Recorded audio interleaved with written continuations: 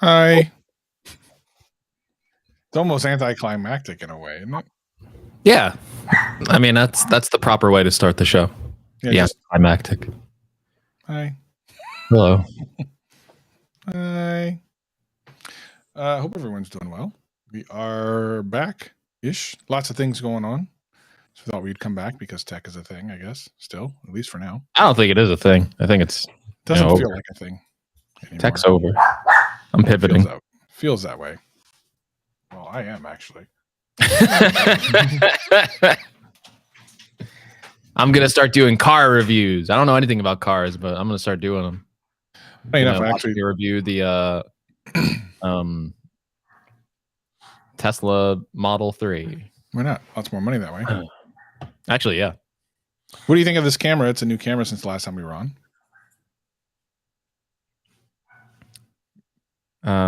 Looks like a camera. Does it look the same as it was before? Yeah, I think. Maybe a little different. So what camera is it? It's an Elgato face cam. It's a webcam, if you can believe that. So, but it's going through. So this is silly. I should probably talk about this on. Oh, why not? Let's just talk about this on GadgetCast because it's something's content, right? Why not? Those people haven't heard from us in weeks. Well, neither of these people. Well, these people heard from us. Oh, the Jonathan Morrison thing, but the audio podcasters haven't heard from us in a long time. We're like, ooh, they probably forgot about us, Greg. We canceled. We canceled ourselves, but it's bound to happen. We've been on 2-week breaks before. Well, we've been on. Have we been on longer? I think we have been on a 3-week break at one point. That's crazy. All right, yeah. When the Foodcast going to start? Exactly right. Actually, we should just do that. We picked a good 2 weeks to miss. It was pretty boring. Yeah, I'm not gonna lie. Really, 100%. What we have talked about. What we're gonna do? Talk about iPhone 14 for 2 weeks? Probably. Like other channels do. No way. Yikes! Not us. No. Okay, let's get into this because I got some things I can talk about. Why not? Yeah. Is everything set up the way it's supposed to set? I know we haven't done this in a while, but I haven't even changed anything. I think we're good. Hold on. Oh, I have to change it to multi. So, multi.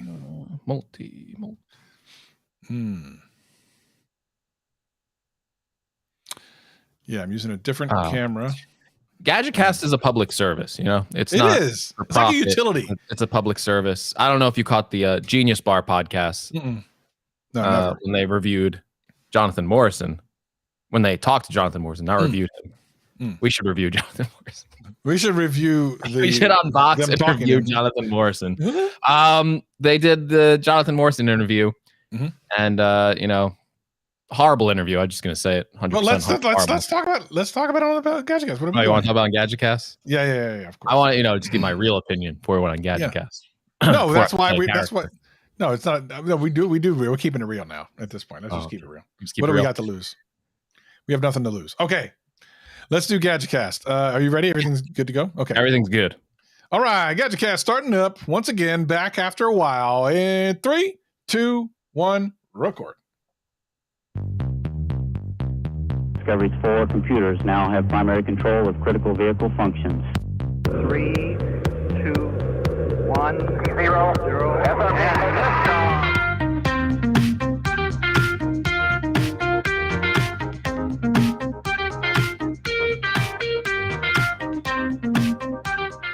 Hello, world.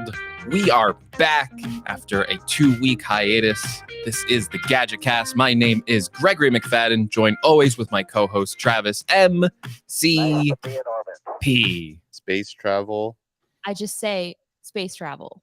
That's right. You just say space travel, Justine. We appreciate everyone for coming back after we've been gone for a little bit, but you know what? We here. We alive. Well, and for the audio, I was just saying on the beforecast, because again, we stream this live on YouTube as we record it. I was just saying that the audio listeners, haven't heard from us in a slightly longer than the YouTubers. So here's the thing. You should go, if you don't normally do this, you should go to our YouTube channel, youtube.com/GadgetCast, and watch an exclusive video with us and Jonathan Morrison. As if you were listening to the last episode, we talked about wanting to talk to him. A bunch of things happened, and we made it happen the very next day. So make sure you go to youtube.com/GadgetCast. I think the link will be in the show notes and everything. And watch that interview. It was great. I had a great time with Jonathan. What about you? Yes, always have a good time with Jonathan. It was nice to talk to him.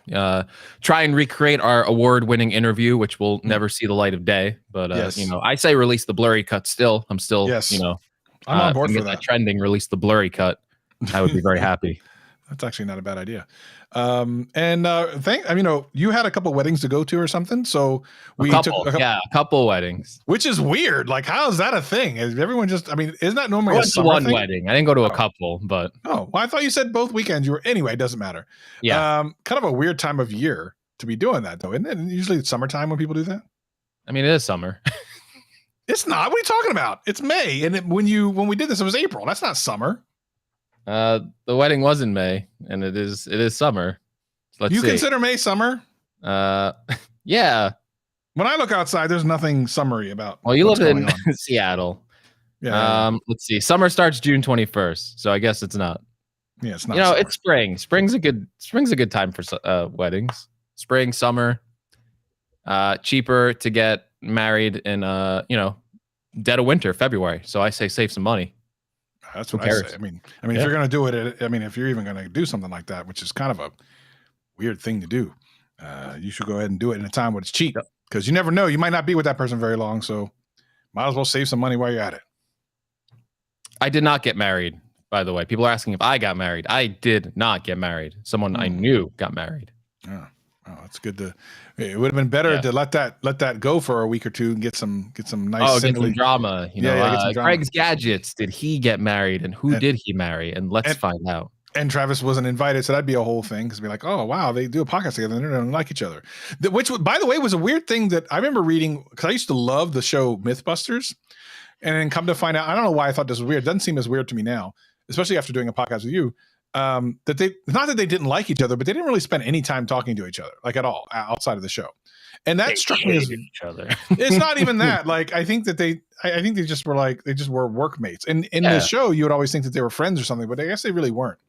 So interestingly, that's not really us. Like, we do talk a little bit more than that, generally speaking. So I don't know. Yeah, I think we talk more than the Mythbuster guys. They don't have time for each other.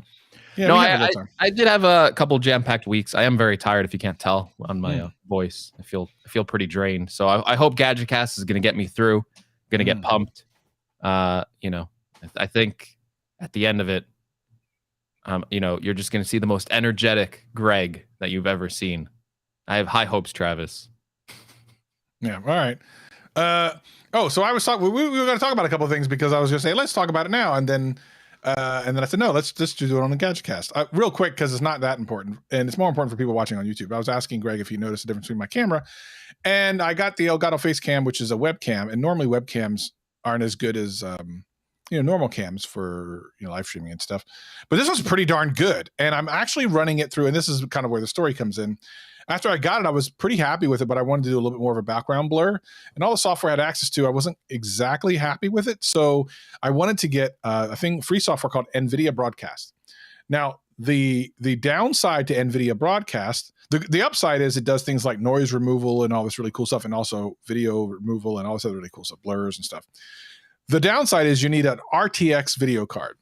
Now, interestingly, you can get video cards nowadays. They are a little bit more expensive than they used to be, but they're not as crazy. It's not as crazy as it used to be. Like, I went on Amazon and got one. So I ended up buying a 3060 for my desktop just to be able to do this blur and noise removal and whatever. But all in all, I'm happy with the end result. And the reason I did this is because eventually I'm going to use the camera I was using as my video camera as a B camera for some new stuff I'm going to be working on, hopefully really soon. So that's what I've been up to tech wise. Have you bought anything recently, or is it just you're just waiting for WWDC and all the other shenanigans? Oh, I do have stories about things that I could have purchased and I wanted to purchase, but like what? What did you almost buy? Time where no one can be happy and no one can have joy, including myself. Well, I've been waiting on a Steam Deck since last summer. I remember vividly pre-ordering it in the madness and the rush, and I actually got through the pre-order pages, and I got the Steam Deck pre-ordered, and I've been waiting all this time because the way they did it was you had to put a $5 registration down to get the privilege to buy this thing, which is just weird to me. Like, let me pre-order it, you send it to me when it's ready. And then what they were doing after that was sending emails to people to get your Steam Deck when it was ready to be purchased. But Steam Valve is a horrible company. They don't know how to do things correctly. Okay. So they did not tell you, depending on which configuration you ordered, when it would be shipped to you. So I ordered the highest end model because, I want the best. And that apparently was not going to be in production until later. Like the earlier units already shipped out to people. I would have picked one of those units if I knew. Yeah. And on top of that, you kind of just like lose track of things. So I was waiting for this pre-order. I waited for like the first period. I checked when my pre-order was going to be. It was going to be later in the year. I'm like, okay, well, it doesn't seem like this is going to happen for a while. And then I've been like checking my email like pretty much every week, periodically, just Steam. I get a lot of emails, so stuff just gets missed sometimes. Sometimes you got to check the junk folder. And then one random day, I check my email. It says your Steam Deck is ready to be purchased. And they give you 3 days to purchase it. And I literally checked the email on the day that was the expired day. It was the same day it expired. They actually expired it at like a time slot. Like at like 10 o'clock it expires. And it's like I checked at 11 and I couldn't buy it. So I was very upset. So now what? Valve. I thought that was a pretty bad system. So now what? I don't know. I guess You I have can't to get wait? one. Yeah, you mean you straight up can't buy one, or are you going to get another rotating you back through? I don't know. It says your reservation has expired. Would you like to cancel your reservation? So I don't know if I just keep the reservation. Will they email me another one when it's like time to purchase? It's a very clunky system. Nothing's clear. I should probably contact customer service. Maybe they can sort it out. Maybe they'll take pity on me and go, you know what? You can buy one. But with all the supply chain shortages of like getting things, I just have no hopes for it. And I'm just like, well, I don't even want this thing at this point. I already had to wait. And then it's like it was already like an underpowered portable console. The more time that you wait, the more stuff that gets released, the more it just kind of looks like an ancient thing. I said on the record, I think this thing's going to fail. Like it just looks like something that would fail, but I did want it because I thought it would be cool to just carry my PC library of games anywhere with me. And that would be novelty for a while. But the more I look at it, the more I'm just like, I don't want it anymore. Yeah, it's that like initial wanting, like Katya says in the chat, that she one time found a super rare doll she was interested in and was ready to pay 10 times retail price to get. I've done things like this before. I've overpaid for things. A lot of times it's something that happens at the beginning of something coming out more so than later, or if something sells out and then you don't know if it's going to come back, and then you have to go to eBay and then pay that whole ridiculous tax. I've done that multiple times. And I don't know if I can get my $5 back when I cancel the thing. Like I just feel like for putting money down, the system that they incorporated was just not good. Very poorly thought out. Especially because initially they only let you pre-order this thing if you had a Steam account and you have purchased games on the Steam store. So I feel like they already had a method to kind of get rid of a lot of these scalpers. You already had to have it tied to a unique account. That account couldn't just be a random account you made that day. It had to have purchased games. So they already had the system that could get rid of scalpers. And I kind of don't know why they just didn't ship it to me when it was ready and charged the card on file. Like, why did I have to go through another step after that? Yeah. I hate when companies do stupid things like this. And well, yeah, I mean, it sounds like they were trying to, at one point, stop scalpers, which is cool. Yeah. But then it ironically, and this is what happens a lot of times when people optimize for scammers, it actually messes up real customers. Yeah. And listen, if it was just me being a dummy and missing the reservation, I'd accept that and go, okay, that was my fault. But I like, for months, I've literally been reading people complaining, going, I missed the window. I just didn't check my email for a couple of days. I missed the window. The email was sent to my junk folder. I just checked it. It was been sitting there for like a week and I couldn't buy it. So it's not just me who made the mistake of not being able to get it. And I just feel like there's a lot of people who really wanted to try out the system. And I get like there's supply chain shortages, all this stuff, but making it like this hard to get, I don't want to, like, again, this was a guaranteed purchase. Maybe you're not having trouble selling them, but I was going to buy it. And now at this point, because you made it so hard for me to buy, you've lost my sale. I imagine there's a lot of other people like that too, who just go, well, it's not worth the hassle. Put me on a list. Send it to me when it's ready. I think that's one of the I think that's the best thing you could do as a company. Sometimes I don't understand. You go on like a company's website and they have this product ready for purchase. It just says sold out, even though they're making more. I just don't know why there's not like a list. And it's like, as they come out, we will send it to you. Apple does that, right? Like you go on the website, there may be supply chain shortages. You might not be able to get a Studio Display or a Mac Studio until July, but Apple will let you hit the buy button and they will send it to you when it's ready. Right. So I think everything should just work like that. Yeah, it is. Yeah, it's weird how it seems like some very simplistic things have not been resolved by people who want to take your money, which is kind of ironic. But scammers are like optimized to the gills. Yeah. Like they know exactly. Speaking of scammers, man, we've had so many of those in my comment section. I think I've actually done a really good. Matter of fact, I know I've done such a good job on my channel of hiding them as much as I can that they've kind of stopped pretending to be me. And by the way, I'm starting to put like pinned comments and saying, if you see anyone saying it's me, don't give them money. Because I've had a couple people tell me that they thought it was me. They'll ask me, have I been talking to you? And I'm like, no, I don't use Telegram or WhatsApp. That's really frustrating on YouTube to go through this. But now they have a new one that's like this website or something where they make it look like they typed a sentence in. It's like technology.new or something like that. And it's something that as a creator, content creator, you don't think that you have to actually protect your viewership against scams. And the reason why you feel you have to is because they are pretending to be you. And that makes it more personal for me. It's like, it's one thing that here's a link, click it, get scammed. But it's another one to go, I thought I was talking to you. And I've got that a couple times. And I feel a little bit bad about that. But I'm also like, I never said that I was going to, I don't know. It's a weird thing. And it's getting worse on YouTube. Yeah, I felt really bad about it because I've had a lot of DMs and a lot of emails come my way, and I check them from time to time, and it's people just going, "Is this real?" And it's like, no, it's not real. Like, yeah, your judgment was right. This is fishy. It's not real. And I was like really upset about it for a while because I'm like, I don't want my fans to like get duped. But after dealing with it for months at this point, it's kind of just like, well, I really done my best to block certain words and do all these things that I think is proactive to make this stop. I've done pinned comments in some of my videos saying, like, just like you, like, don't trust these people. Yeah. But it's also something after months. It's like, I really can't focus energy on doing this because I also look at like the top YouTubers and they are dealing with the same problem. And I feel like they are making less of an effort to actually help people. Like they're not even blocking like the most common words that these people would be using.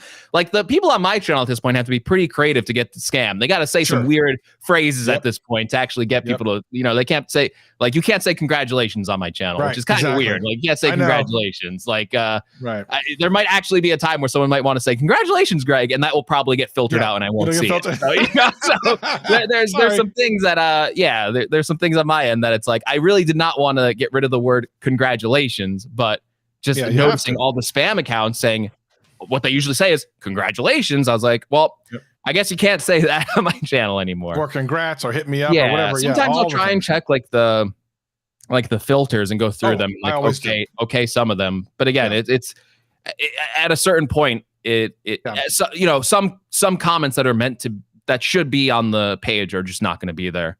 And it's sad because it feels like they won.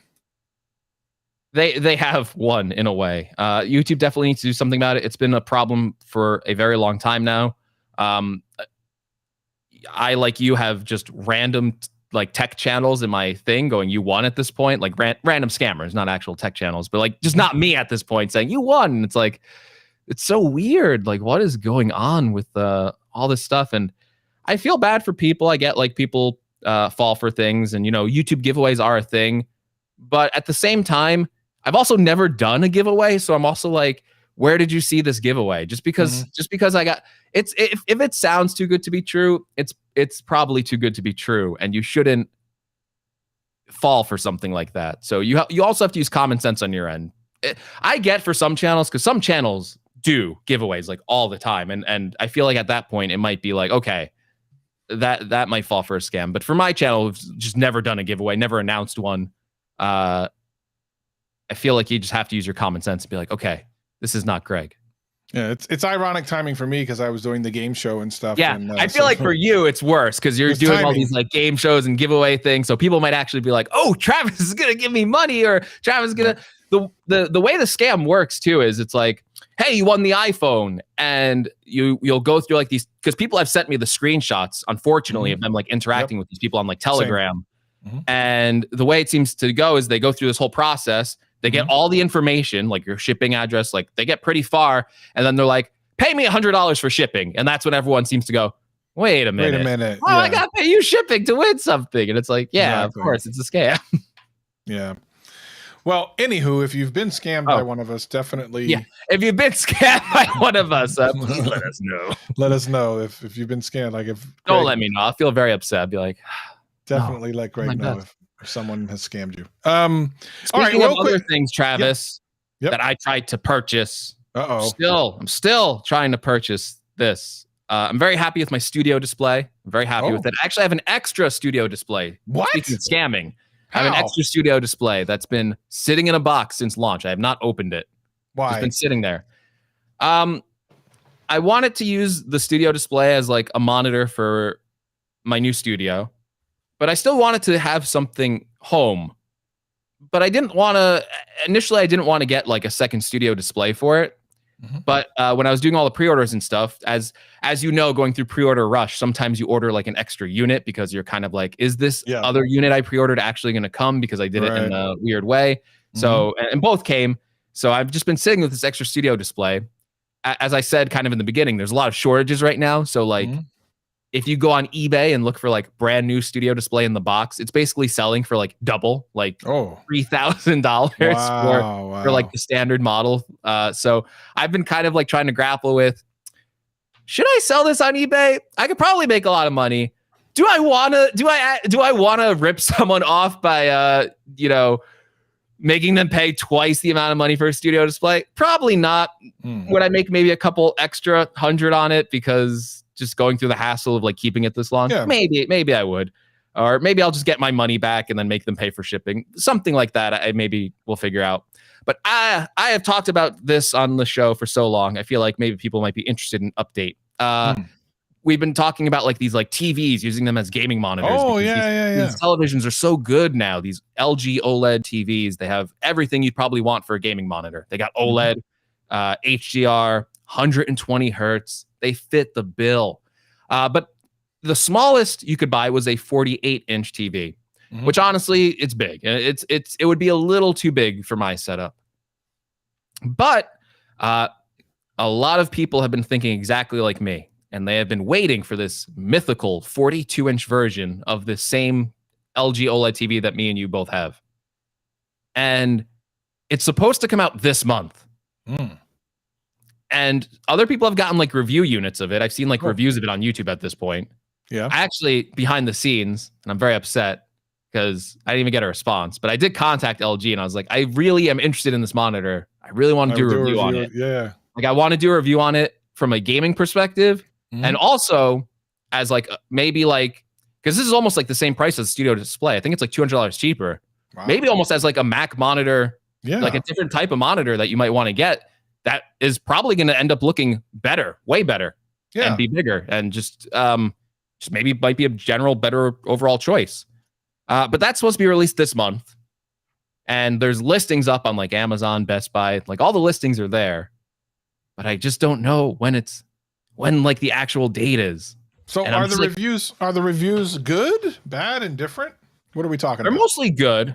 The big drawback with the 42-inch size is apparently LG was supposed to use like, I hope I'm getting this right. LG was supposed to use like newer panels that got brighter.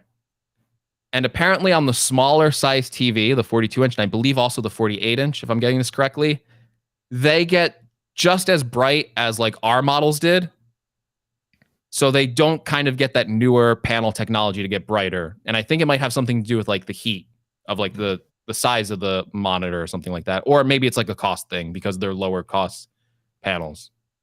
But I've just been waiting for this monitor. I feel like I've been talking about this thing for like over a year at this point. It's been a while. And this was the month it's supposed to come out. Again, a lack of communication of like, put a release date out. Like LG must know when this thing is going to hit stores. They must have an idea of when this thing's going to happen. And I've just been like, refreshing the pages of like every third-party website this whole month, every day. I'm not the Steam Deck I could miss out on. This I've been waiting for so long. I don't want it to sell out and not get my hands on it. So I'm patiently every day going to Best Buy, going to Amazon, B&H Photo. I'm going to websites I wouldn't even normally order a TV on, and I'm just like looking, going, is it available? No, not yet. So maybe by next Gadget Cast, I will have this 42-inch LG monitor or LG TV technically, and I hope I can say like really good things about it, because if I can use that as a gaming plus MacBook setup for home, I think that'd be really cool. Yeah, let me know if that ends up being something that's reasonably good for what you're trying to use it for. It'll be interesting to see. Speaking of new things and things that are coming out, Google I/O happened. I did not see it, but the Pixel Watch, among other things, were announced. What did you see, or what have you kind of walked away from that's interesting? Besides, by the way, all the things I always like whenever Google does a Google I/O are all the software things. I think they do amazing things there. But what did you see that particularly amazed you? I also missed the event, to be honest. So I just kind of caught things from websites and from other people's tweets. I'm very interested in the Pixel Watch because I've always wanted Google to make their own smartwatch. I think it looks interesting. I think for a circular design smartwatch, it's one of the, at least the problem with all this stuff is they've announced it way ahead of time. So there was a lot of hype going into this about the Pixel Watch in particular. And I thought that it was going to be released sometime soon. But what Google did was they basically pre-announced the Pixel Watch and also the Pixel 7 and the Pixel 7 Pro. And these aren't coming out until September. So they got ahead of any, I guess, leaks.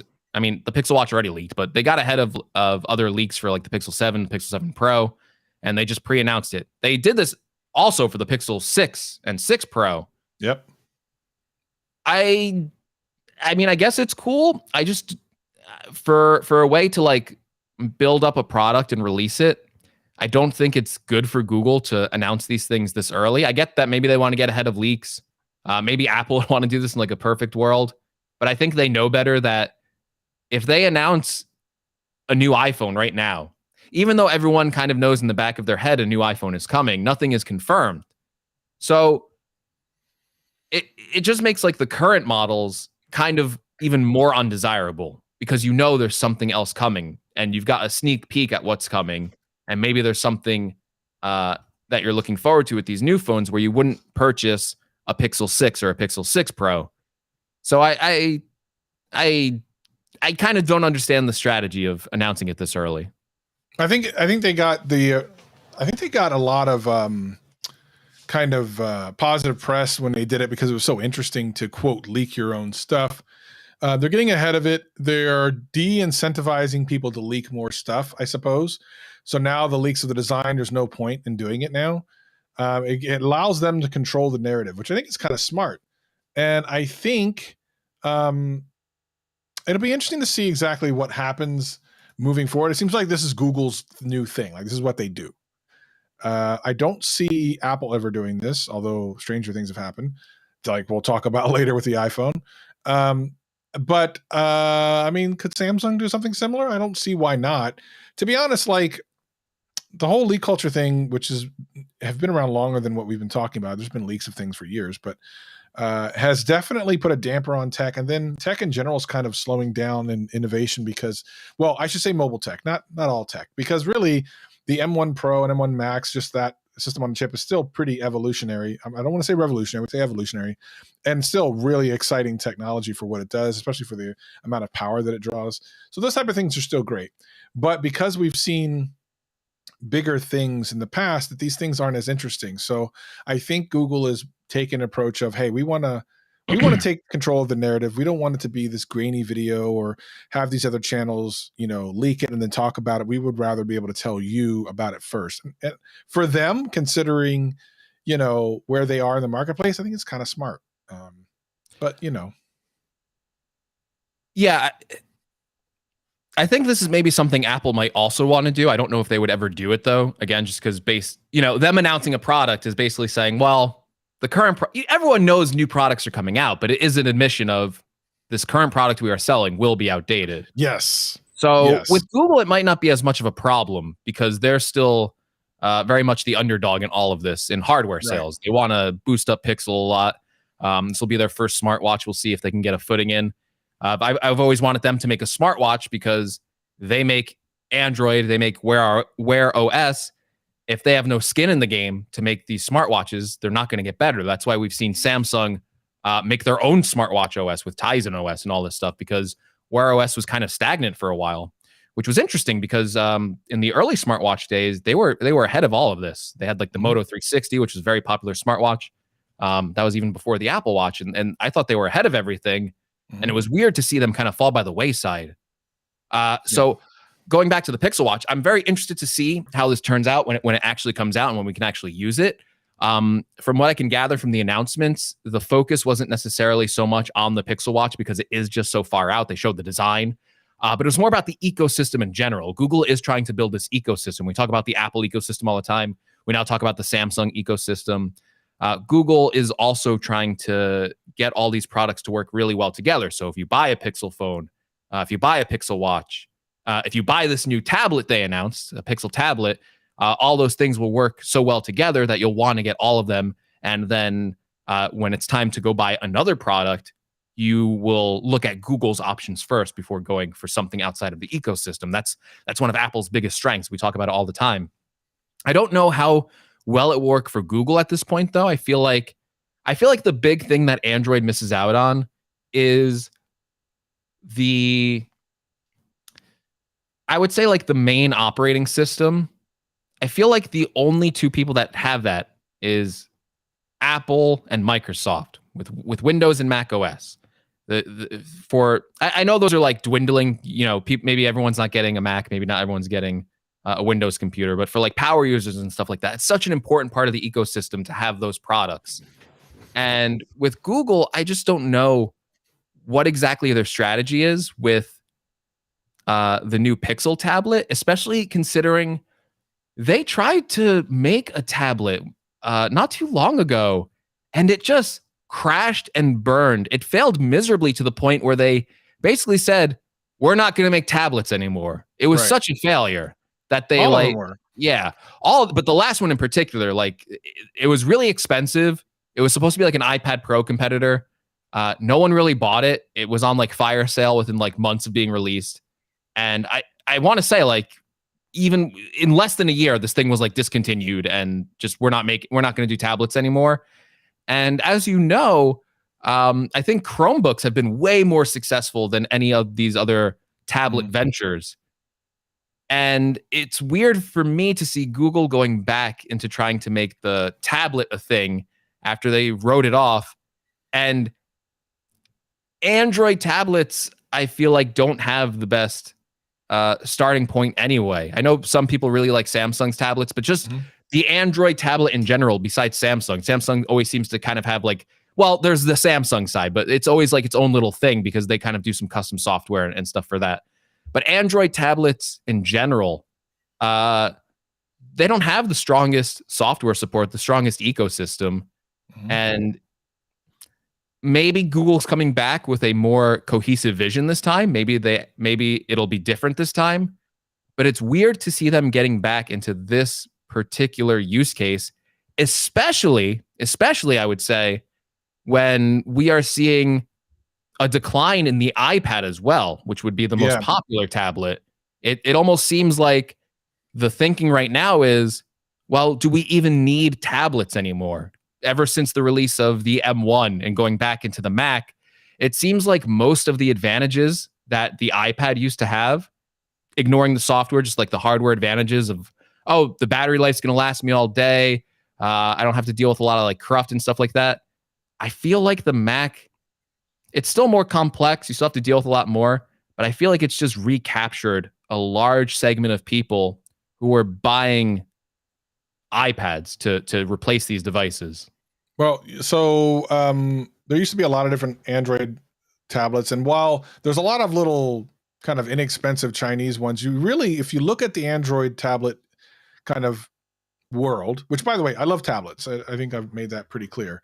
I love tablets. But if you look at the world, you basically have two real sections. You have kind of the higher end Samsung stuff, and then every once in a while, some weird company will make one. But it's basically Samsung high end, and then everyone else low end, which includes Amazon, who probably sells the most out of anybody, is my guess, of their Fire tablets. So it's like high end, low end. While you can buy medium end stuff, I don't think those things sell particularly well. I don't know how did they say how much this thing's going to be? I don't think they announced any price. I don't think they did. In which case, it's like, what are they really doing? I'm really curious. Based on how it looks, I will say it does not look premium to me. It doesn't look premium. It looks mid-range maybe or low end. For some reason, I look at it and I just don't imagine it costing that much money. But we will see. We shall see. I think in general, I don't know that this is a good idea, and I love tablets. I mean, coming from someone who likes tablets a lot and thinks that just about everyone should have one, especially if you're doing any kind of browsing and stuff at home, I think it's a better experience than on the phone. I don't get this, and I don't know that it's the right move for them. But it's Google. They might be using it as much of a, trying to get more information about, getting more data on users than anything. Like, it might just not matter if they sell a lot. Like, that might be irrelevant, which might be the same thing you could say about their Pixel phones. Maybe it's not relevant if they sell a lot. Maybe it's more about the data collection. I don't know. We'll have to see. But it is interesting that thing exists, especially since, like, Renee says, look, get yourself someone that looks the way I look at my iPad Pro. I love my iPad. It's my functioning device, and my iPad Mini is my everything else. And the base iPad, I really, really enjoy. And the base iPad I love that device so much. Great. It's fantastic. Yeah. Even the new Air, I feel like people just dismiss it, especially like tech YouTubers, because it's like, oh, we got the iPad Pro. Who's buying this thing? But when you really look at it, $600, you're getting M1. It's quite the steal for a product. The storage is a little low, but if you can dismiss that, it's a really compelling product. I want to address someone in the chat teaching. I got this comment on my YouTube video. I don't know if you left this comment, but I got to disagree with this person. They're saying the iPad sales was due to chip shortage, not a decline in demand. The budget iPad has had shipping delays, and those are pretty popular. I just don't think this is true, because you go on Apple's website. I'm looking at the budget iPad right now. It is what's the date? It is May 15th. You can get this iPad delivered on May 18th. You can pick it up today in an Apple store. I looked at mostly the other iPads too when I was doing my research for this video. They're not facing the shipping delays that some of these Macs are. You go try and buy a Mac Studio, you're waiting 2 months. You go and try and buy the 14 and 16-inch MacBook Pro. These were released like 6 months ago at this point, and they are still delayed. You want a 14-inch MacBook Pro, Travis? How long do you think you have to wait? This was released 6 months ago. 4 to 6 weeks. Yeah, July 7th to July 22nd. That range. July. So I would disagree with that. I don't think the iPads are quite as supply constrained as the rest of Apple's products. Mm-hmm. And I just think it's more of, I think the iPad was in a much stronger position when it was the only product that had, or when it, not the only product, but when it had Apple Silicon and the Macs didn't. And there was this general shift, because I felt it too. I used to use my iPad so much more than I do now. I have to be honest with you. Besides like reviewing the iPads and stuff like that, I kind of barely don't touch mine at this point. Yeah. I'm planning on making a video about that in particular, right? That subject about the iPad where it is right now. And that actually used to not be the case for me. I used to not even own a MacBook at one point because I liked using my iPad so much more. It was so much faster. It was so much simpler to use that I would use a Mac desktop to like do like the editing and stuff like that. But for casual use, I would always use my iPad. Yeah, like of course. In 2017, I was always using my iPad. And as soon as Apple released those M1 Macs and I got the MacBook Air and it had double the battery life of the iPad, you opened it up, it just turned on instantly. All the benefits that the iPad had because it was running Apple Silicon. It was an immediate shift. I went, well, I don't really need the iPad anymore. Everything that I can do on my Mac, and there's some things I can't do on the iPad. So why should I bother using the iPad? The only advantage would be, oh, it has a touch screen. But as the phones have gotten bigger as well, it's just something I don't reach for as much anymore, where it's like, oh, I need a big touch screen. Most of the time, it's like, if the phone's already in my hand, sometimes there's just no point to go grab the iPad. And I know people who like iPads. It's I'm not saying it's a bad product. I still think they're, I mean, Travis uses one. I think they're great still.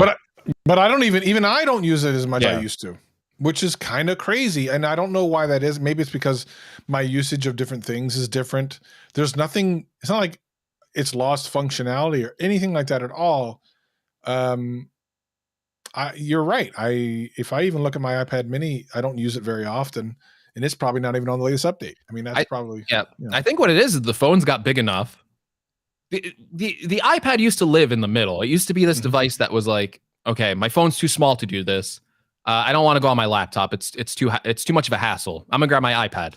And that used to be in the middle. It used to do some things better. The phones have gotten so big at this point that I can pretty much do most of the things comfortably that I would used to use my iPad for, like going through emails, typing up some stuff. I could do that on my phone pretty easily.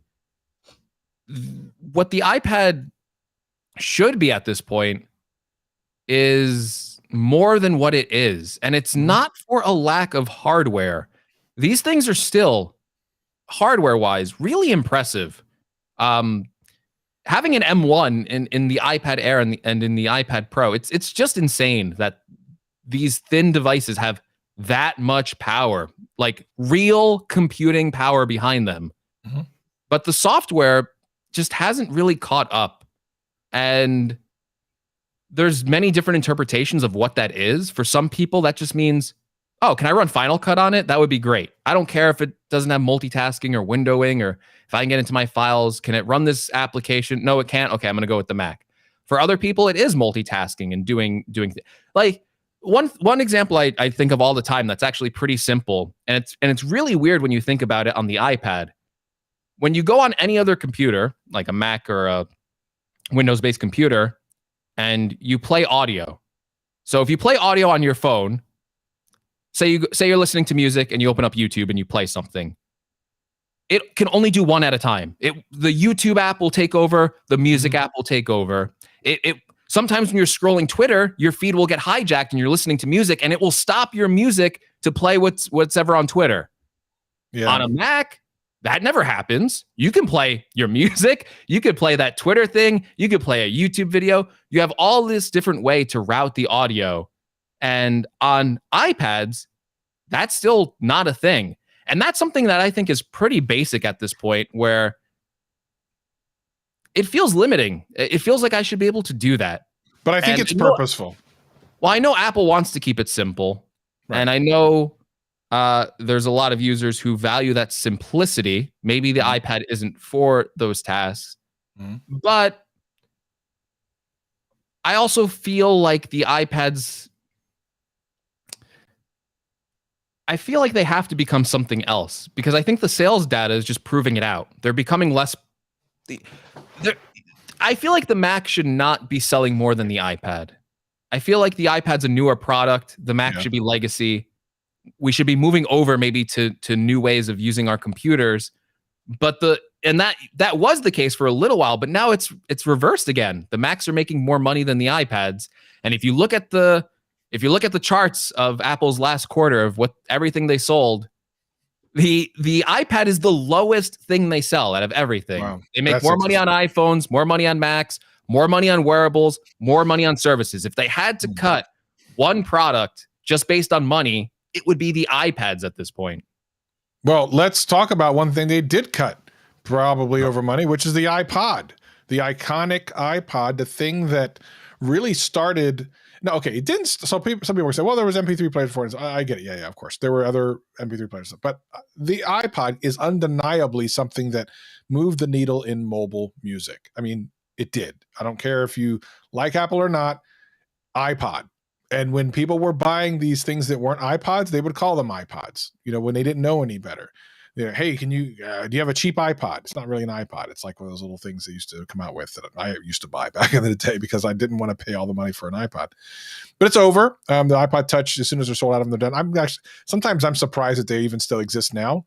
And it's interesting that people made such a big deal about it because you would almost think something like that. Yeah, exactly. If they're a podcast for Gadget Cats, does it even matter? Yeah, if a tree falls in the forest and no one's there, doesn't matter. The question is, first of all, how did anyone even notice that was a thing? Because I'm sure they didn't send out a press release. Was someone just sitting there refreshing the page for frickin' iPod Touches? Like, how did that become a thing? And secondarily, do you think, Greg, that there is still a use? Could there still be a use now for an iPod, or is this well overdue? Well, there was a press release announcing. Was there? Yeah, it was called "The Music Lives On." That was the press release, and it was all about the iPod's history and how why they're discontinuing it. But why send out a press release about discontinuing something? Because they want people to make content? I think it's just because it was such an important product. As Renee said, they had supplies left that maybe they just want to clear. By the time they say, "Hey, this is going away," people they sold out once they said that, so they cleared the inventory. Smart. So I think they know what they're doing. It's obviously a product that doesn't need to exist anymore. Yeah. Your phone does everything that the iPod does and more. And everyone at this point almost has a phone. And even if you didn't have a phone, I think there's better products that would give you a better experience than what an iPod used to do. So instead of getting an iPod, just get that budget iPad. Way better experience if you want to listen to music. Way better experience if you want to play games on your phone. So I think its purpose has obviously been filled. I have one of the last iPods. I started using it. I updated it after they announced that it was discontinued. And talk about a product that is just it's not really even a good experience. You use that iPod, the last iPod Touch, and you can see the battery percentage just ticking down as you use it. The battery life is so bad on it. And it's one of the only iOS devices I've used that I start holding it and I use it for 10 minutes and it's hot on the back. Oh, like it's like burning up. I think they put it's very thin. It's very small. It's still 4-inch display size. Mm-hmm. And the last update to it was, I believe, an A10 chip. So I think it was just the constraints of that body with that chip and just the way modern apps are running on it. It's not a good experience at all. So yeah, it served its purpose. Does anyone need an iPod? I'm sure someone's going to come out and go, I used it for this, I used it for that. But in the grand scheme of things, as a product that sells a lot of units and most people use, its time has come and gone. How much were they? 200? 200, yeah. Yeah. I mean, not much more, and you can get at least an SE, an iPhone SE, and get all those features and more. Yeah, I mean, it's an end of an era. I don't know if there's a lot to say about that, but it was interesting how much news it made. So I guess that makes sense that I did not know they sent out a press release. Apple doesn't send me press releases. One more thing before I get into my little personal stuff at the end. iPhone with USB-C. I think we're looking at iPhone 15. Thoughts about this, Greg? It looks like, I was going to say, do you believe it? I guess at this point you probably should. What are your thoughts on this? What's your gut instinct? I always never saw the point of going to USB-C for Apple. I actually thought it would probably end up causing more harm than good for most iOS users, because at this point, if you've been on Apple's platform for a while, you probably have a lot of Lightning chargers. I remember when they switched from the 30-pin connector, which was this really big, chunky connector. It should have been switched. It was a bad connector for the iPhone, and they switched over to Lightning. It was much smaller. It was reversible, which was really cool, like USB-C. And people were complaining because for most normal people, they just saw this as an extra way for Apple to get more money out of them. Oh, when I buy my new phone, I have to go get a new cable, all these accessories, all these chargers. At the time, iPod docks were a thing. I have to go out and buy new versions of that. So I think when Apple does switch over to USB-C, if this is true, I think for most users, they aren't going to go, oh, wow, look at the benefits of USB-C. I think most users are going to go, I have to buy a new cable. I don't like that. So I think initially that's probably going to be the initial reaction from mainstream people. I think people who are into tech like us are going to welcome it because every other device we have at this point is USB-C. So if I can charge my Android phone, my iPad, my Mac, and my iPhone all on the same cable, I'm happy. And that's literally what's going to happen. I'm going to be able to go on a trip, just pack one cable and not worry about it. Whereas now I gotta have a lightning cable. I got a USB-C cable. Okay, now I'm good. So ultimately, I think it's good. I didn't even think they really needed to switch to USB-C. I didn't think it was a big deal. But my argument completely shifted when they brought over ProRes video to the phones last year. And those file sizes were so big to the point where most people aren't transferring files off their phone. But as soon as you introduce a feature like that, where now you have to wait hours to transfer footage that should take a minute because you're using this older connector, at that point, the argument of keeping the connector, it loses all of its validity to me. It's time to switch. If you're going to make data transfer a feature and you have a slow data Lightning is on USB 2.0, Travis, the iPhones. 2.0, not even 3.0, 2.0. So that's when I went, okay, they need USB-C on the phones.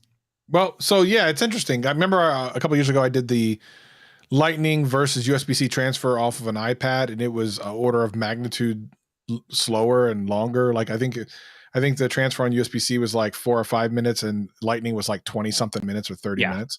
I mean, yeah, it's a big it's a big deal, especially when you start implementing things like ProRes. But what about like 8K video, which will eventually come because because Apple will do it at some point because it's just expected, right? So yeah, at some point you got to do that. I blame this on Apple. First of all, I don't have a problem with it going to USB-C. I'm totally fine with it. It's the continues to evolve and get more and more features over time, and I think it's good for consistency. However, if Apple didn't want to do this, and I believe a lot of this has to do with the EU kind of enforcement of, if you're not aware, for people listening, a lot of countries in the EU have a law that says, a phone must. Now, I'd like to see the exact wording on this, but I'll paraphrase that it must have USB-C. The actual wording might be something slipperier, where if you put in a dongle, you might be able to get away with it. I don't know exactly what the exact wording is, but the implication is that every phone needs to have USB-C. And I think this actually has this is a big part of Apple potentially moving over. There was already a lot of check marks as to why to go to USB-C, but this is just an additional one. But Apple can blame this on themselves. Lightning 2.0 could have come out 3 years ago. They could have been really working on it years and years and years ago and done it, and they just didn't. And whatever the reasons are behind the scenes, their choice was to either they tried and we don't know about it and it just never came out. Whatever the case may be, it never came out. That's on Apple. So now you're in a point where you're painting yourself in a corner. You got to go USB-C. I think, I don't know if you have to pay a percentage to someone for using that there's all that licensing stuff sometimes. I don't know if there is or not. But regardless, like, you're now in this situation. Having said that, it's not a terrible situation. It's a situation where you already have devices in your lineup with USB-C. So now you're just unifying everything. So it's actually not that bad. So you're not really losing anything if you're the company. You're actually just moving towards everything in your your lineup having the same connector, which is what you kind of want anyway for ease of use. At the end of the day, I think data transfer is going to be one of the least used aspects of it for a phone. I think some of us will use it for that, but most people won't. It's just charging. So for them, it's like just a different charging cable. But it's the right thing to do. Like I said, they could have made a competing standard if they wanted to, and because they didn't, here we are. So is it going to happen? Probably, maybe. I don't know. I mean, here's the thing. Last year, we were positive we were getting these flat Apple Watch 7s, and we know what the Apple Watch 7 looks like. So, I mean, who knows? And we're talking about something like over a year away. So anytime someone says, oh, in a year or two, this is going to happen, I'm like, okay, bro, what's the lottery number while you're at it? Yeah. I think it makes sense. There's actually rumors this year, which will be funny if it turns out to be true, that they were going to make. They actually did make at one point a 3.0 Lightning cable that was for the first iPad Pro, because obviously you need faster transfer for a Pro device. So the rumor this year was that the Lightning ports in like the 13 Pro were going to be 3.0. So it'll be funny if they make a big stink about, oh, we have 3.0 and the Lightning port for this, and then next year it's, oh, we have USB-C, which might happen. I mean, listen, I've told the story. Yeah. I've told the story a million times, man. That iPad 3 that most people don't know nothing about. Trust me, I know because I bought it when it came out. That thing lived shorter than anything else in the history of Apple hardware, man. I was hot. Just look that up. iPad 3. And then the iPad 4 came out like 6 months later. I was hot about that. Anywho, so let us know. I mean, listen, leave us voicemails and messages and emails about this. We'll definitely be talking about this as we get further along. I think USB-C is the shizzle. I think it's a good thing, and I'm waiting for it. I'm here for it. Yes, I welcome it as well. I was going to talk about something else. Did you have something else you want to talk to before I spiel about content? No, go ahead. All right. So first of all, definitely appreciate Renee Ritchie for being in my latest and what will probably be my last game show video. That was a series of videos that I was really happy with, really proud of, and excited to share because I thought it was unusual, interesting, entertaining, and fun. And the people who watched those videos left comments that lined up with that exact thought. I think I produced the video that I wanted to with the kind of abilities that I had. And I'm pretty proud of all of them. I think they all had really good moments. Greg was in one, of course. He's one of the first ones. But it's just not performing in a way that makes it kind of feasible moving forward. So that will probably be the last one. The iPhone Switch videos I've been doing, there's one more of those.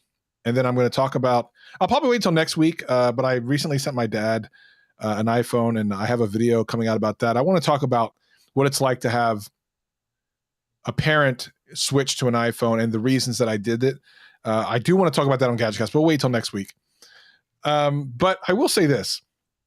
I have 3 videos left that I have in mind that I'm going to make. And I think they're all creative in different ways. They're all, they all follow kind of the same things I've done before, but they're all pretty creative and pretty fun. But I'll be honest, Greg, I don't really have not only any more ideas after that, I don't really have a lot of motivation beyond that. And that's different than when I've made these texts and phone calls and stuff to Greg, and I was frustrated and upset and depressed and mad. I don't actually have any kind of those feelings, which worries me. Because here's the thing. I'm kind of like, And when this happens to me, I stop doing things. For example, when I became overwhelmed and kind of like about doing a podcast, I thought I would take 3 months off. I took 7 years off. And then I came back, tried it for a month, and then left again until GadgetCast. So, I mean, like when my mindset gets like this, I leave. So instead of like leaving creating, which I don't really want to do, there's a part of me that's like, oh crap, after these 3, I may not just want to do any more videos. I don't want to do that. So I'm going to try to do a new YouTube channel that's not tech. I'm going to dive in head first into that and see what happens. But as for tech, I don't know, Greg. I have no interest in leaving GadgetCast.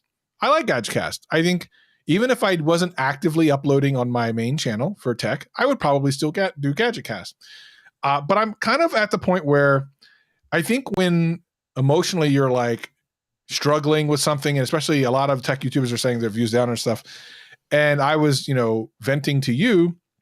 I was venting because I still cared and because I wanted things to perform. But at this point, it doesn't even bother me anymore, which is like, So I don't know what's going to happen from this point forward after these 3. I really don't know. But I mean, there is the off chance that these are the last 3. I don't know. At the end of the day, I'm going to stick around for GadgetCast for as long as Greg decides to keep on coming. And then we'll see what happens after that. I mean, what are you? I know you're doing well. I mean, well, tech in general isn't doing like fantastic, but how has your process been lately?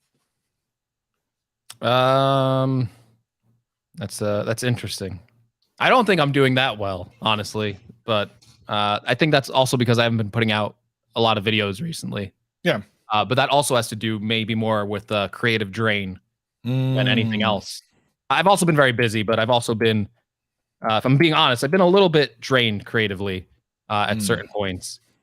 And I think the big problem for me at this point is, how do I want to say this?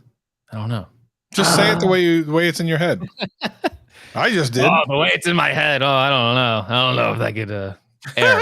No, I feel like I've always made. I feel like for the most part, my channel has a pretty good variety for the typical type of Apple tech channel. Yeah. I feel like I kind of do it all. I'll do analysis videos. I'll do a leak video. I'll do a review. I'll do a tips and tricks. I got a pretty good catalog of stuff that I do. I've always felt, especially early on, I felt like that was one of my strengths. Looking at other channels who would just kind of do one thing. They would only do iOS update videos, or they'd only do leak videos. They only do rumor videos. But I found recently that the videos that do the best for me are anytime I talk about a product that is not out yet. Mm-hmm. So whether that's analysis or a leak video or just my thoughts on it, I Mhm. find that those generally do better than any review I put out. Sometimes the tips and tricks honestly do the best for me. Yeah. It's just something I can't do every day because it's like Right. there's only so much I can tell you about your phone before I Right. start repeating myself. So those are more as new iOS updates come out, I can do that again. But it's not something I can continue to do every day. So my struggle is right now is that in the time that I've been doing YouTube, which is 5 years at this point, there's a lot of new channels, and a lot of channels have shifted their coverage to basically be Apple leak channels, just Apple leak channels. And I feel like there's more competition in that space. And I think I've said this on GadgetCast before. My biggest problem is that I don't want to be lumped in maybe with those channels because they are very sensational. I saw you respond to a tweet today to a channel that is super, super, super sensational, and almost everything they say is a complete lie. Yep. I don't want to be lumped in with those channels because I did a leak video the other day on M2 Max, and that's a topic that my audience loves. They'll eat up that video. I know it's going to do well. They're very interested in this product. There's a lot of demand for it. But I saw a comment there, and this was from a troll. I looked at his past comments. This guy's been hating on me for 2 years. But there were people agreeing with him under it, going, "Why are you making this video? This is the same video you made. It's people aren't gonna come watch your channel anymore because you already made this video, and it's all leaks and no one cares about that," or I don't know, something like that. But it was they were basically lumping me together with these other channels. They didn't look at me as a person. They looked at the whole swath of these channels. They went, "You made this video already," and I went, "I literally have not made." There are times where it's like, "Yeah, I made a very similar video." I literally did not make this video yet. It was just a brand new video that I really didn't cover the topic before because it was like on the M2 MacBook Pro. So I've covered like M2 MacBook, all that stuff. But they were lumping me together with all these other channels that, and I think they feel this as well. So I don't think they're going to be upset if I say this. I feel like they have been controlled by the algorithm to a point where they are making the same video over and over and over. I don't think it's a spot they want to be in. I don't know if they have the courage to not make those videos anymore because the views are just too good. Like the views are really good. And I just look at it and I don't want to be lumped in with that. I don't want to be a channel that makes iPhone 14 as the topic every day. Right. That sounds miserable to me. I just can't. I could not do that.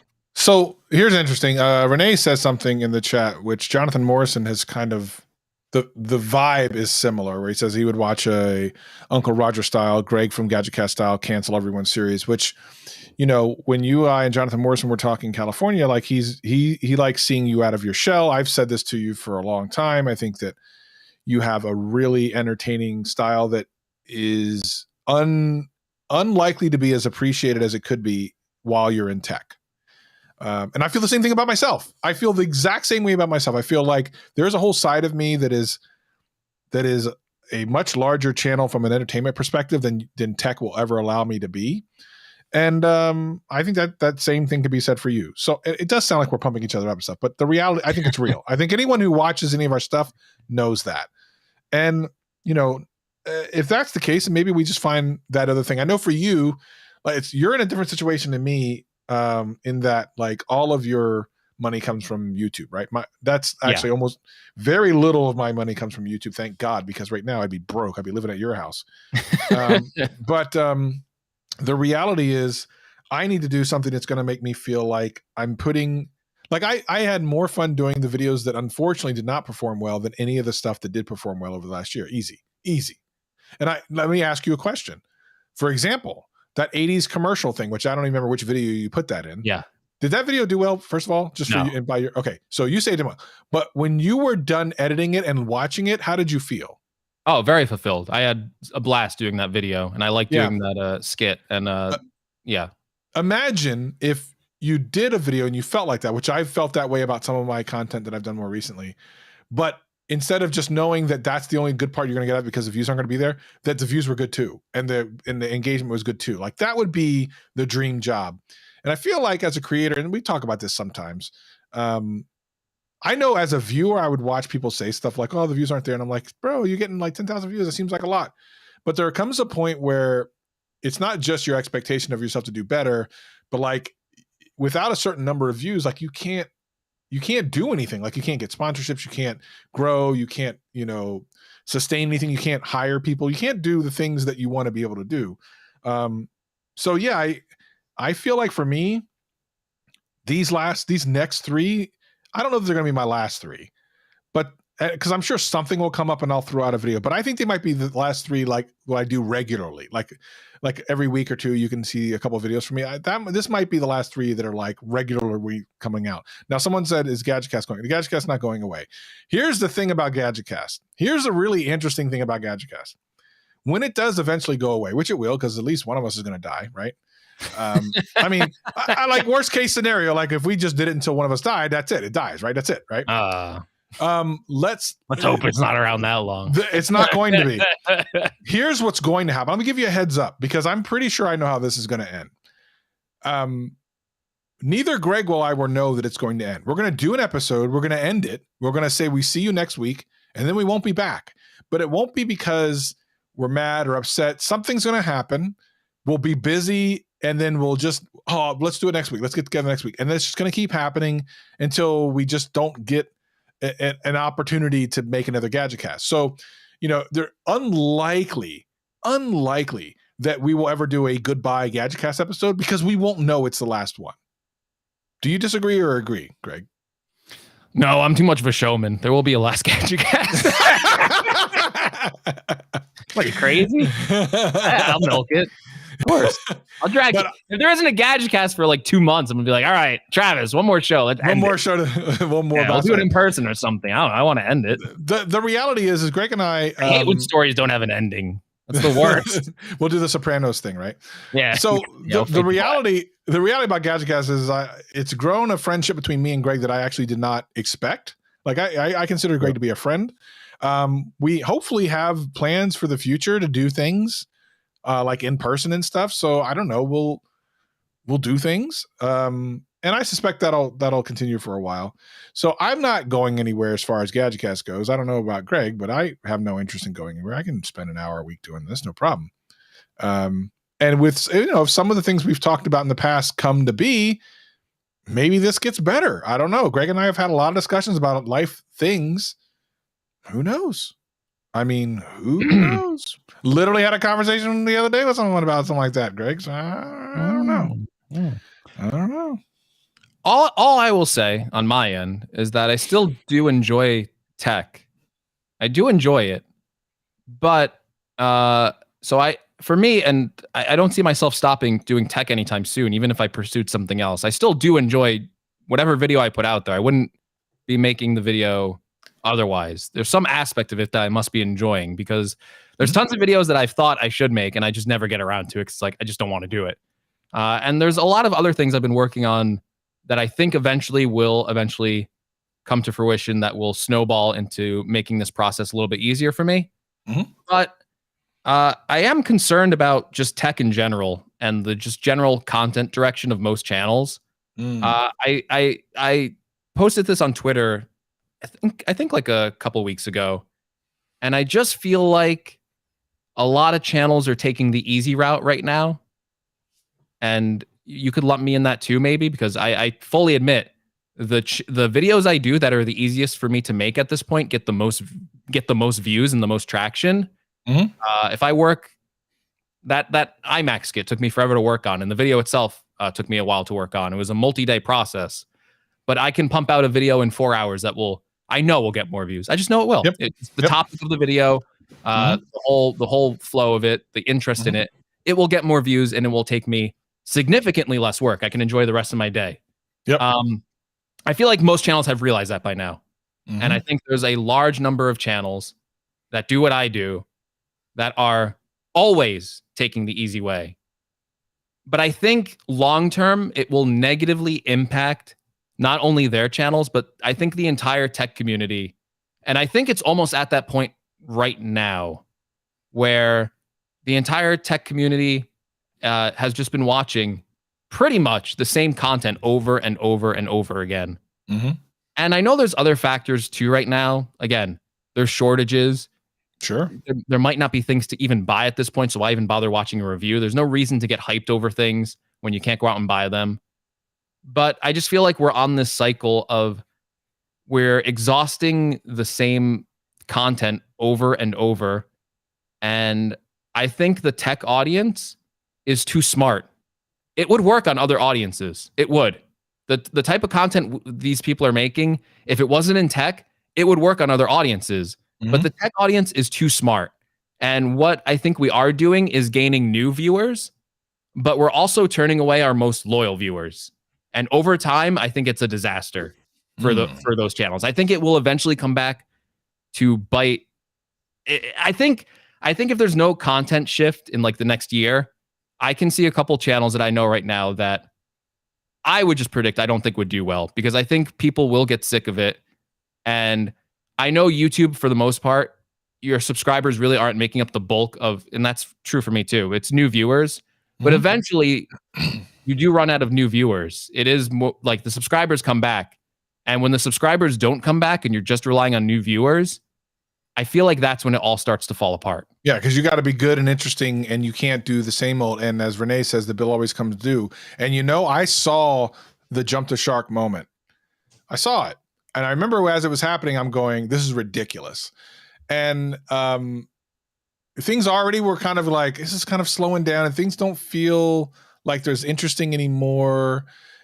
Here's what had happened. And I'm not blaming him. And I'm not saying that he is at fault for this, but this was the moment. Right before the iPhone 13 came out, we got iPhone 14 leaks. And it was at that moment that I was like, this is dumb. And again, I wasn't mad at him for it. It had nothing to, I even made a video that day trying to take advantage of the views, which did not work. But I remember on Front Page Tech, when that came out, I was like, what are we doing? What is this? And it was ever since then, I've been questioning, like, am I doing tech because I like it or because I like the views or what? And it was always a mixture, because I love tech. you've seen this room, Greg? You see this stuff? Mostly video games, but if you see my house, I got so much tech. I love tech. That's not the problem. By the way, that video is also 100% false at this point. Nothing is true in that video. I don't remember. What was in that video? It was supposed to be the iPhone was going to not have a camera bump anymore. The camera bump is significantly larger based on the current leaks. It's going to have a punch hole display, one single punch hole. It does not have it has like an eye hole. True. That's true. It was going to look like the iPhone 4 based on all current leaks. It will not look right. like. There was literally no valuable information in that video. If you were going back and looking at it, despite all the hype it had around it. It was actually That's interesting. It was actually probably, besides the name, probably 100% false. Like all viable information. That's really interesting. I had not even thought about that. Yeah, but at any rate, this is why I am hoping. Wait, here's my last thing. I'm going to end it on this because I want to. We'll see where I am when I start to do this. I should have already started this new channel, and I've talked to you for over a year about starting your new channel. So I have this channel figured out. I have 21 video ideas. I won't use all the ideas, but it's funny because I couldn't think of 21 ideas to do on my current channel, but these video ideas came quick to me. I was like, let me try this new channel. Boom, brrr, I had a whole bunch of ideas, and I'm like, that means something. But here's what's happening. I'm second guessing myself. And I think I'm second guessing myself more than before I started this channel, when I had no experience. I have more experience now than I did when I started my current channel. I have better chance for success now knowing what I know than when I started the channel that I'm on now. Yet I'm doubting myself even more. I'm like, maybe I'm wrong about this. So it's interesting because I almost feel like I'm going to be trapped, but I need to go for it. I absolutely have to. I have so much already Oh, yeah. on the line. I feel the same way about starting a new channel. I know infinitely more than I did when I first started out, but it came from such a pure place when I first started my channel. It just came from, I want to upload a video and see how it goes. So it's a totally different mindset now when you're actually aiming for it to be a success rather than, hey, it's a whatever. I'm just going to record myself. I'm going to give my thoughts. It's free. Whatever. Who cares if it does well? Oh, it did. It got 100 views. Whoa. So the stakes are totally different when you're approaching it going, I want this to be successful. I think, and it's so hard to do at this point because you're just approaching it from a point of, I want it to be successful. I think you would just have to do it for the fun of it. And you just have to kind of let go of, will this be successful? Obviously, do everything in your power, that use every trick in the book that you know at this point to make it successful. But at the end of the day, you have to do it because you want to do it. Yeah. I also think, because we're ragging on tech so much, I also think the grass is always greener on the other side. I think there will, no matter what channel you do, I think 2 years into it, you will go, I'm running out of ideas. It's more stressful than it initially was, because when you start out on any new, if I started a tech channel today, I would have all these videos I've never done before. All the way I do a video would be totally different. I've never reviewed a product. How would I approach that? But after doing it for 5 years, even if it's a new product, there's this formula that you've already laid for yourself where even if it's new and exciting, and I had so much fun reviewing every Apple Silicon Mac to where I thought they were so new and exciting. And I got so excited for those products. There still is this kind of formula of, well, I've been here before. I've done this already. Even though these products are new and interesting to me, and I think they're so important, I've done this video on the Intel MacBook in a way. It's already kind of been done, even though I'm still excited. I'm still not jaded about these products. There is this kind of sense of this part of it is the job. Right. It's not all the fun that it used to be when you weren't doing it for money, or there wasn't some sort of success metric tied to it, or you weren't worried about your view count dipping. Yeah. So I think that eventually will happen to all content. I think I've just seen too many creators in different niches when they talk honestly about it. It just eventually, it becomes your job. But I think you also have to take perspective. And Travis is probably again, he said he's in a different area because it isn't his job. He makes his money somewhere else. But you also have to realize, if you are lucky enough to make it your job, it is probably, on my worst day, I think I'm probably having a better day than when I used to have a regular job. So on my worst day doing tech, it's still probably my best day somewhere else. So I'm still extremely grateful. I don't want to sound, because I know hey, Travis and I talked about this all the time. When we used to watch tech YouTubers and we didn't do it, they would always complain about these mental blocks and all these things. And you would just watch there as a viewer and you'd go, what are you talking about? You have the easiest job on the planet. You get to unbox a new product. You get to talk about it. People watch it. Yep. Oh, you got 5,000 less views than your last video. Who cares? So I get that. I 100% get it. You're watching this and you're thinking, what a bunch of babies. Hey, I'm probably agreeing with you. But there is this level of stress to it that comes, because you want to always be growing. And the minute the growth ceases or it just turns in the other direction, there's a million things in your brain going, what am I doing wrong? Am I doing anything wrong? Is it YouTube? Is it the general audience? Is it my content? And it's a hard place to get out of sometimes. I've been through this so many times at this point, but every time I go this way, it's always the same thoughts. I can't change it for whatever reason. Yeah. You never really get used to it. No. Probably good. I mean, I don't want to guarantee anything. There's probably a good chance we'll be back next week. So if you enjoyed it, of course, if you're on audio podcast, you need to rate us and tell people how awesome we are, share it around, do all the things. If you're on YouTube, hit subscribe by now. You've been watching us enough. Why not? You can do that. And we'll probably be back next week. Any more weddings or anything going on there next week, Greg? Yes, no, maybe so. I hope not. I hope everyone's done with the marriage thing. Let's take a break on that for a year. Let's take a break on can we stop all getting married marriages. people? Please, just everyone. I'm canceling all marriages from this point on. There we go. If you missed the boat by this point, you're out of luck. Sorry. Right. Love is not for you. Yeah, love is not for you. You miss love. I'm sorry. That boat has sailed. Yeah. All right. Well, we're gonna hard go out on this one. Thank you, everybody. Appreciate you so much. As always, he's Greg. I'm Travis, and this is GadgetCast.